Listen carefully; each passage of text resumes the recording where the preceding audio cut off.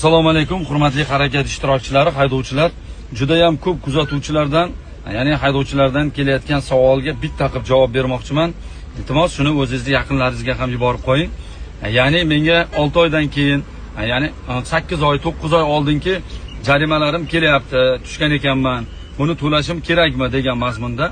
Albatta to'lashingiz kerak. 365 kundan o'tgan jarima solish to'g'risidagi qaror agar mabodo borib qolsa, uni to'lamasligingiz mumkin. Sababi ma'muriy javobgarlik to'g'risidagi kodeksda 1 yil ichida ma'muriy huquqbuzarliklar uchun qaror qabul qilinishi belgilangan. Shu sababli bu siz sodir etgan jarimalar va sizga o'xshagan huquqbuzarlar juda ham ko'pligi uchun jarima solish to'g'risidagi qarorlarni tasdiqlashga bir muncha muammolar, vaqt talab etib qoladi. Demak, siz 365 kun ichida sodir etilgan jarima solish to'g'risidagi qarorlarni ijrosini ta'minlashingiz kerak.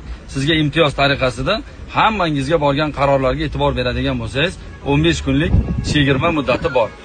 Yana bir to'ldiruvchi ma'lumot, 48 soat ichida kelish kerak edi degan fikrlar bo'lsa, bu yo'q. 48 soat ichida tadbirkorlar tomonidan o'rnatilgan kameralar orqali aniqlangan qoidabuzarliklar haqidagi xabar bizga jo'natilishi kerak, ya'ni yo'l harakati xavfsizligi xizmatiga.